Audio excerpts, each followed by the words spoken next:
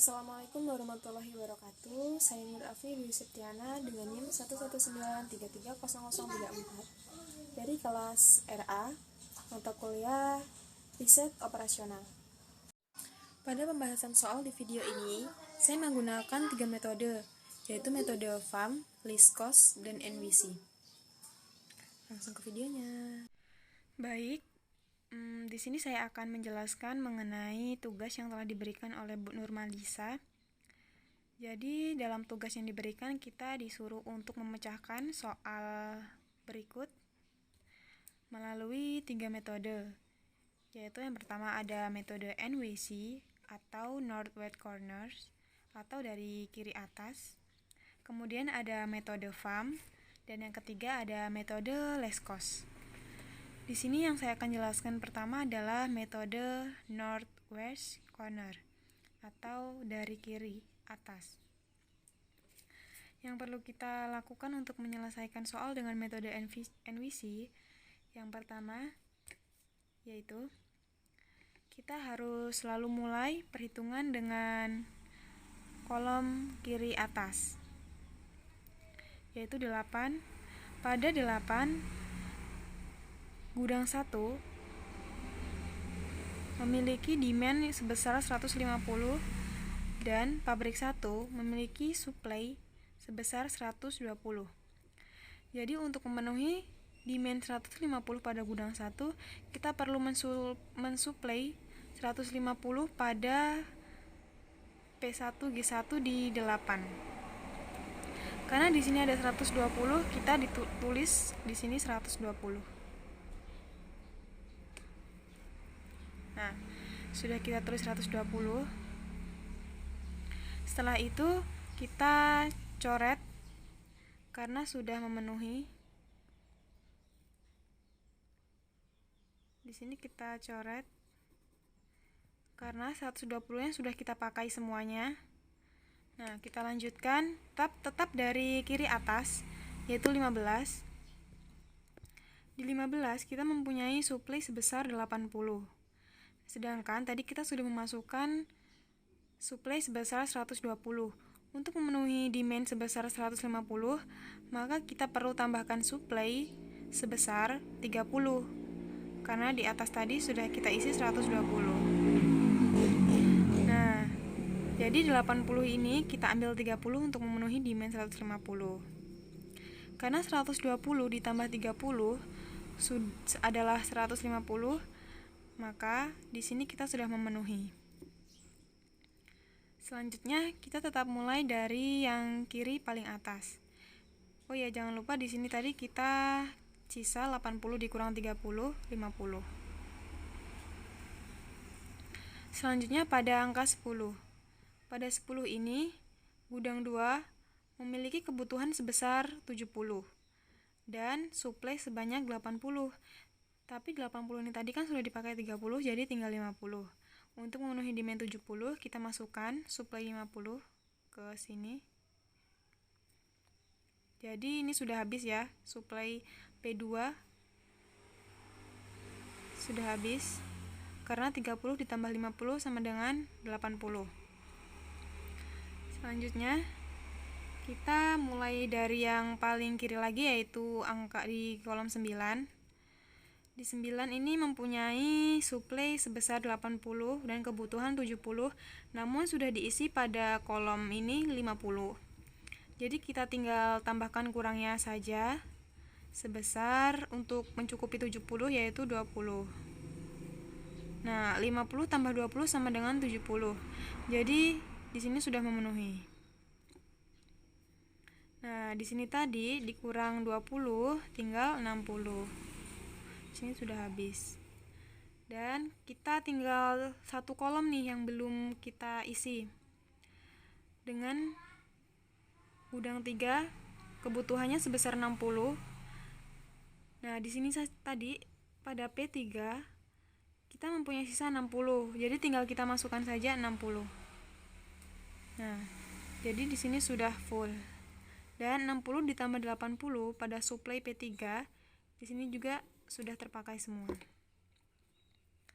Nah, jika sudah tidak ada kolom yang sudah terisi semua.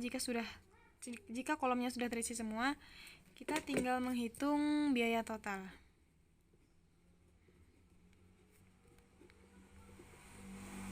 Atau Z. Untuk menghitung biaya total, caranya yaitu kita hitung kolom yang sudah kita isi pada isi suplai, yaitu 8 dikali 120 tambahkan lagi 30 dikali 15 kali 30 ditambah 10 kali 50 ditambah 9 kali 20 ditambah 10 dikali 60. Baik, selanjutnya kita masuk di nomor 2 atau metode 2, yaitu metode least cost. Pada metode least cost ini, kita mulai perhitungannya dari kolom yang memiliki nilai yang paling kecil. Nah, jadi kita lihat dari kolom ini yang mempunyai nilai paling kecil ada di gudang 1 dan P3, yaitu 3. Sama seperti sebelumnya, di sini kita lihat demand yang dibutuhkan pada gudang 1 sebesar 150, sedangkan P3 mempunyai suplai sebesar 80. Jadi kita masukkan 80 pada P3 gudang 1 untuk memenuhi demand-nya. Nah, karena 80 ini sudah habis suplainya untuk memenuhi gudang 1, maka kita akan coret. Selanjutnya kita cari lagi angka yang lebih kecil setelah 3, yaitu angka 5 di gudang 2 P1. Pada angka 5 di sini, P1 memiliki suplai sebesar 120 dan G2 mempunyai kebutuhan sebesar 70. Jadi untuk memenuhi kebutuhan demand di G2, kita masukkan suplai sebesar 70. Karena berhubungan di sini suplainya melebihi dari kebutuhan ya. Nah, karena G2 sudah terpenuhi yaitu 70, kita coret. Selanjutnya kita cari yang kecil lagi setelah 5, yaitu 6. Nah, pada gudang 3 P1, ini tadi kan 120 sudah dikurang 70, jadi tinggal 60.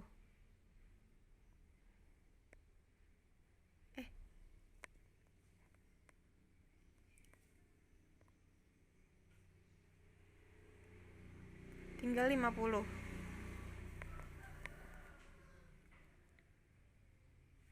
Selanjutnya kita masukkan di G3-nya P1, G3 P1 sebesar 50 sisanya tadi untuk memenuhi demand.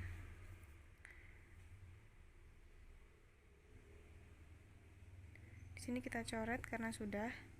Selanjutnya kita cari, nah di sini 70 ditambah 50 sudah memenuhi 120 untuk suplai di P1.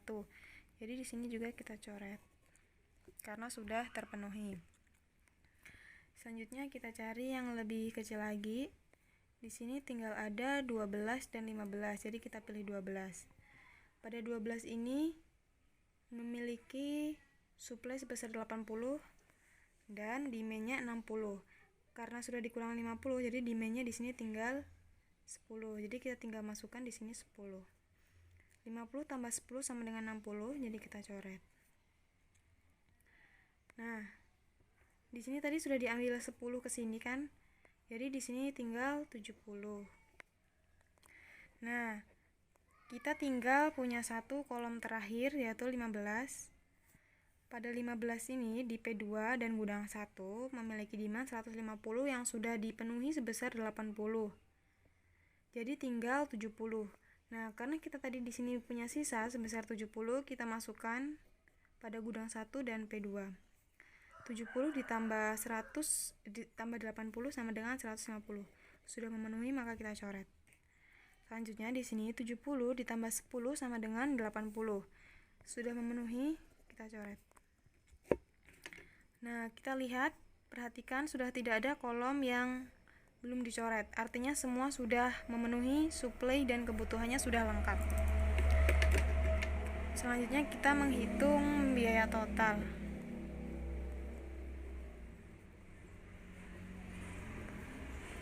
Atau Z. Seperti contoh di atas tadi, caranya kita 70 dikali 5 ditambah 50 dikali 6 ditambah 70 dikali 15 ditambah 10 dikali 12 ditambah 3 dikali 80.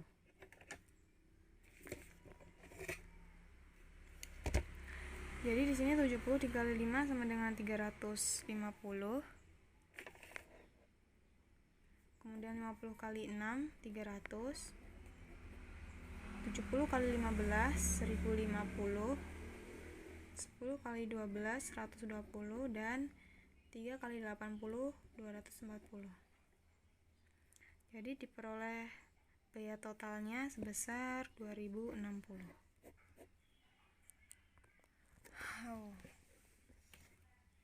Selanjutnya kita masuk ke metode terakhir, yaitu metode FAM.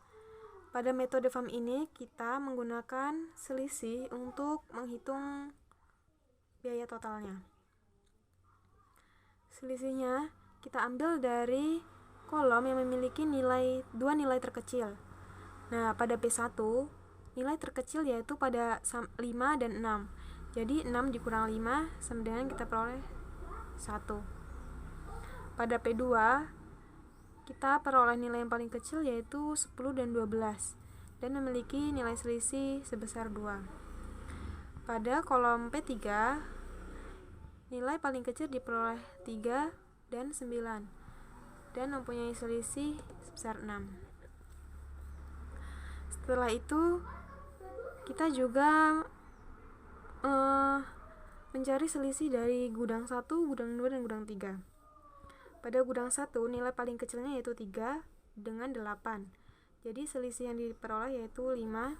Pada gudang 2 5 dan 9 selisih yang diperoleh 4. Dan pada gudang 3 6 dan 10. Jadi selisihnya 4. Setelah selisihnya diperoleh, kita tentukan selisih mana yang paling besar. Selisih yang diperoleh paling besar. Kita dilihat dari sini, selisih yang paling besar yaitu 6. Jadi kita mulai pemecahan soal di baris P3. Setelah itu, setelah didapatkan selisih paling besar, kita mulai kolom yang memiliki nilai paling kecil. Di sini dari P3 ini, nilai yang paling kecil yaitu 3 pada gudang 1. Jadi kita masukkan saja. Karena gudang 1 dan P3 memiliki suplai sebesar 80 dan kebutuhan sebesar 150, jadi kita habiskan pada suplainya 80 untuk memenuhi demand. Nah, jadi di sini sudah habis ya 80, sudah dipakai semuanya, kita coret. Nah, selanjutnya kita lakukan hitung selisih lagi seperti di awal tadi. Di sini tetap 1, 5 sama 6, di sini juga tetap 2. Nah, di sini karena sudah kita hitung habis, suplainya sudah dihabiskan untuk memenuhi kebutuhan, kita strip saja. Kemudian di sini 6 dikurang 12, kita dapatkan selisihnya 6. Di sini kita dapatkan selisihnya 5 dan di sini 7. Nah, kita cari lagi selisih yang paling besar. Nah, di sini ada 7. 7 ini terletak pada gudang 1. Kita cari yang paling kecil lagi. Di sini kan ada 8 dan 15. Jadi kita pilih 8. Nah, 8 ini gudang 1 mempunyai kebutuhan yang harus dipenuhi sebesar 150. Karena tadi kita sudah mengisi 180, jadi kita tinggal mengisi kurangnya saja, yaitu 70. Karena di sini suplainya lebih besar, yaitu 120, kita ambil 70 saja di sini. Jadi di sini tinggal 50. 70 tambah 80 sama dengan 150. Jadi sudah memenuhi. Kita coret. Selanjutnya kita lakukan selisih lagi. Kita mencari selisih selanjutnya. 5 sama 6, 1. 10 sama 12, 2. Sini kita strip. 6 sama 12, 6. 5 sama 10, 5. Dan sini kita sudah coret, jadi kita di sini strip saja. Kita cari lagi selisih yang terbesar, yaitu jatuh pada angka 6.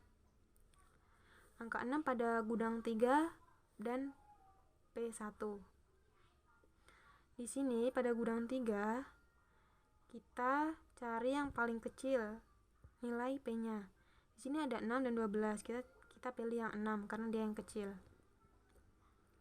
Pada 6 kita memiliki kebutuhan sebesar 60 dan kita mempunyai suplai sebesar 50 karena tadi kan 120 sudah dipakai 70 untuk memenuhi yang 150.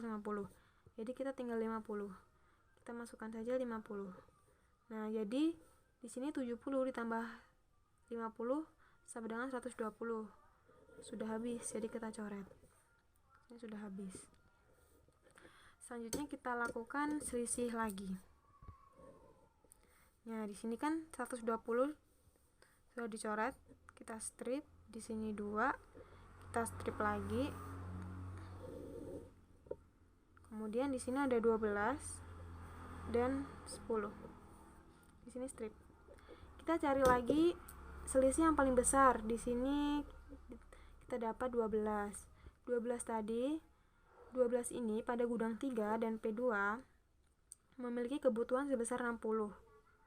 Dan di sini kita mempunyai suplai sebesar 80. Karena tadi kita sudah mendapatkan suplai sebesar 50, jadi kita kurang 10 untuk memenuhi kebutuhan. Nah, 50 tambah 10 sama dengan 60. Kita coret karena sudah memenuhi. Dan ini 80 menjadi 70. Selanjutnya kita cari selisih lagi. Di sini kita strip. Kita tinggal 10. Di sini kita strip dan di sini 10 juga, di sini kita strip. Nah, diperoleh nilai yang terbesar, yaitu kedua ini memiliki nilai yang sama, yaitu 10 dan 10. Kita pilih salah satu aja. Saya pilih di sini 10. Pada gudang 2 dan P2 memiliki kebutuhan sebesar 70. Nah, suplainya kita juga tadi tinggal 70. Jadi kita tinggal masukkan saja 70, di sini 70 kita coret habis. 70 ditambah 10 kita coret habis. Nah, setelah selesai kita cek kembali. Jumlah suplai dan kebutuhannya harus pas ya. Jadi di sini kan 70 tambah 50 sudah benar 120, 70 ditambah 10 80. Dan di sini 80 sudah pas. Kemudian 70 ditambah 80 150. 70, 50 tambah 10 60. Nah, setelah sudah terisi semua, sudah dihitung, kita hitung biaya total.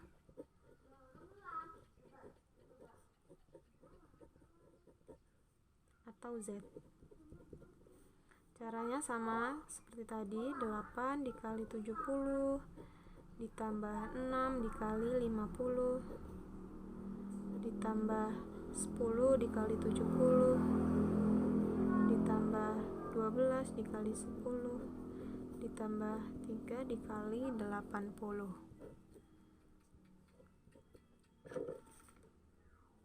8 kali 70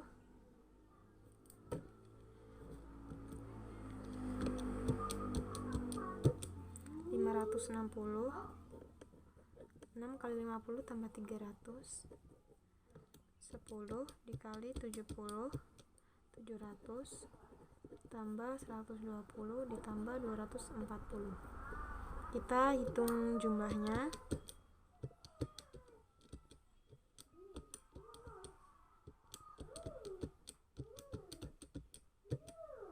Jadi biaya total yang diperoleh sebesar 1.920.